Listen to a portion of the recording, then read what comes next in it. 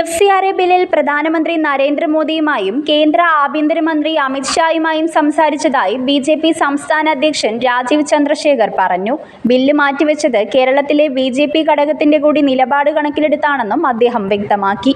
പള്ളി പിടിച്ചെടുക്കാൻ നീക്കമെന്ന വ്യാജ പ്രചാരണം നടക്കുന്നതായി മോദിയെ ധരിപ്പിച്ചതായും രാജീവ് ചന്ദ്രശേഖർ പറഞ്ഞു. മോദി കേരളത്തിലെത്തുമ്പോൾ ഈ വിഷയം പരാമർശിച്ചേക്കുമെന്നാണ് സൂചന. നിലവിലെ രൂപത്തിൽ FCRA ഭേദഗതി ബിൽ പാസാക്കില്ലെന്നും ആശങ്കകൾ പരിഹരിച്ച ശേഷമായിരിക്കും ബിൽ നടപ്പാക്കുകയെന്നും രാജീവ് ചന്ദ്രശേഖർ വാർത്താ സമ്മേളനത്തിൽ പറഞ്ഞു. ഞാൻ അത് പ്രധാനപ്പെട്ട കാരണമൊന്നും ഞാൻ ആ ടൈറ്റിൽ എടുക്കാൻ പോകുന്നില്ല.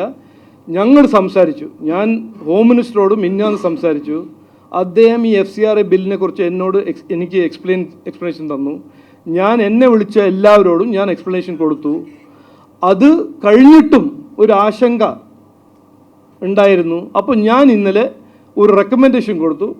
ഇതിൻ്റെ ഈ ആശങ്കയും ഡൗട്ട് ക്ലിയർ ചെയ്തിട്ട് മാത്രമേ ഈ ബില്ല് പാസ് ചെയ്യാൻ പാടുള്ളൂ എന്ന് ഞങ്ങളുടെ ഒരു അഭിപ്രായമുണ്ട് എന്ന് ഞാൻ പറഞ്ഞു. ഇതൊരു പ്രധാനപ്പെട്ട ഫാക്ടറാണോ, സെക്കൻഡ് ഫാക്ടറാണോ, തേർഡ് ഫാക്ടറാണോ എനിക്കറിയില്ല. അത് അവിടെ ചോദിക്കേണ്ടി വരും. അതേസമയം ലോക്സഭയിൽ ഇന്ന് ബിൽ പരിഗണിക്കുന്നത് മാറ്റിവെച്ചിട്ടുണ്ട്. കേരളത്തിൽ FCRA ബില്ലിനെതിരെ വ്യാജ പ്രചാരണങ്ങൾ നടക്കുന്നതായി മോദിയെയും അമിത് ഷായെയും രാജീവ് ചന്ദ്രശേഖർ അറിയിച്ചിട്ടുണ്ട്.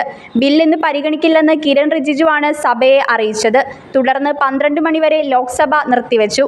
ബിൽ നാളെ പരിഗണിക്കുമോ എന്നത് വ്യക്തമാക്കിയിട്ടില്ല. Asna, M5 news, Thiruvananthapuram.